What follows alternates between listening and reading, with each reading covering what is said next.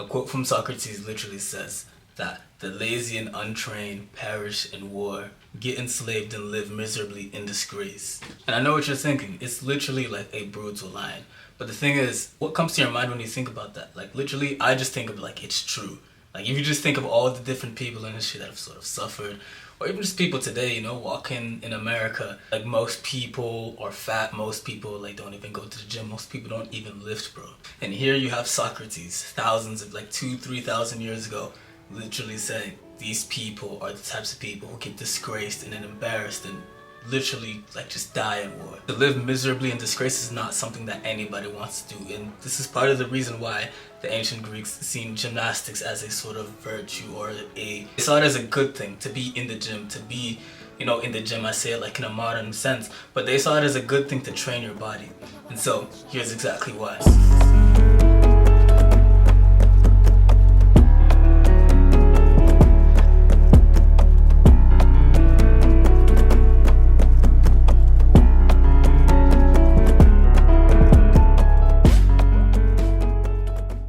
It started off in the city-states. I know you've heard about Sparta, and with this idea that life is a permanent state of war. You have to be able to defend yourself and protect yourself and be able to train in order to make yourself and to make your people, to make your citizens, to make your society ready for this at all times. No lacking. Can't be lacking. Because of this, I'm pretty sure you've heard all the stories about Sparta that children were trained from a young age to be warriors. Literally trained from birth to be warriors. It was a big part of education, mainly gymnastics being militaristic in its nature, and obviously it being seen as important for your development and growth as a young person. They saw it so important that they even wanted women to be trained in gymnastics and dance and things of that nature, so that when men weren't around, the woman would be able to defend children when the men were out and away at war taking care of business. The reason why they said this is because they almost saw it as like a natural sort of duty, a natural thing that you should be able to do. The idea of it is when the women are left alone with the children, even animals are able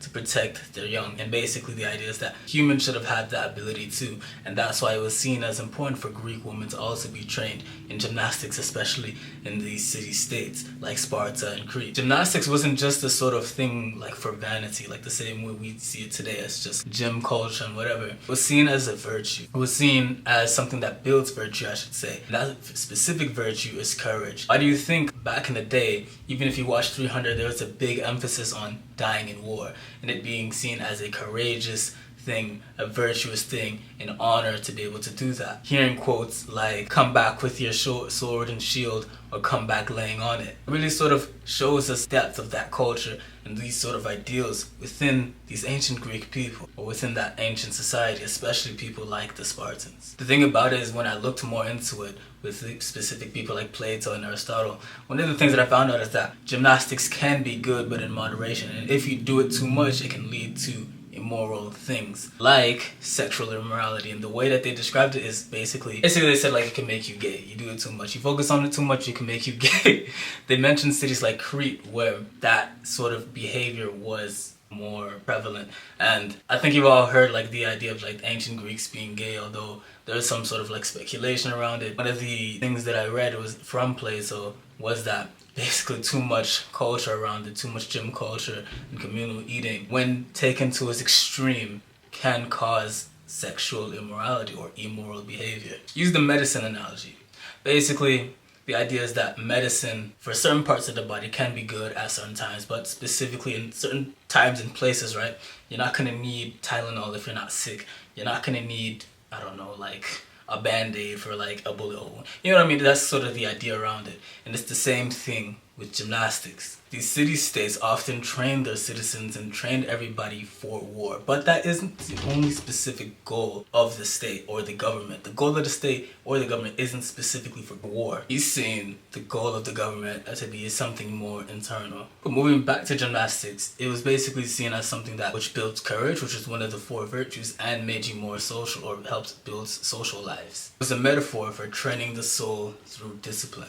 And that's the thing. Gymnastics, like all things, was seen as something good, always relative to the specific goal. At least the way that Xenophon put it. And what was that end goal? Well, that end goal was basically building up the courage, or building up the ability to delay gratification, while also building virtue through discipline, sweat, and strength, which is what gymnastics causes, which gives people the ability to face hardship. And I'm not gonna lie, saying all this stuff feels like I'm parroting information or ideals that I've already heard growing up as a kid.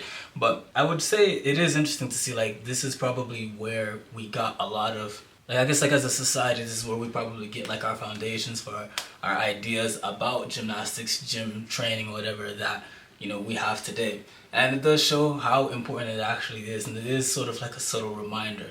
I've been in the gym, like I said, every single time for a minute, and honestly, I have noticed some of these qualities that they're, you know, explaining here, saying as a benefit, training gymnastics, definitely applying to my life. But I guess I can always say that it is really interesting to see how this stuff applied and how people made sense of it in the past. Anyways, that being said, I really hope you enjoyed the video, and I hope this was educational for you. I hope you learned something.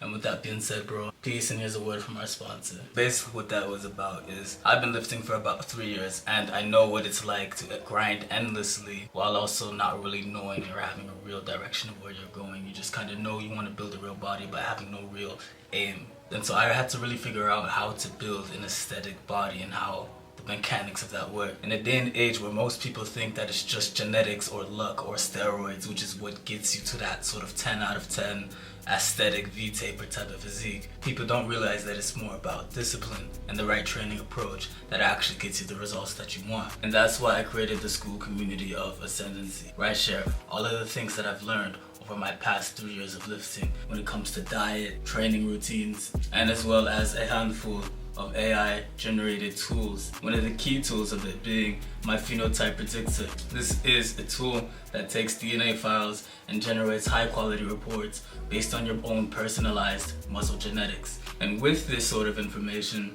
we use that to build you a tailored fitness plan that will work for you long term and get you the results that you're looking for. This personalized PDF that you'll receive from this tool will give you information about your general health, muscle genetics, as well as hormonal traits and aesthetic traits as well. And even if you haven't taken a DNA test, since this community is in its early stages, I'll be able to work with you to build you a custom personalized fitness plan. We also do weekly calls to check up and do discipline, make sure that you're actually following the plan, and as well as a refund at any time if you're not happy with the services. So if that sounds interesting to you and you're really thinking about taking the next step into doing that and taking this seriously, hit that first link in the description. There you'll be taken to my about page and you can get started today. That being said, peace.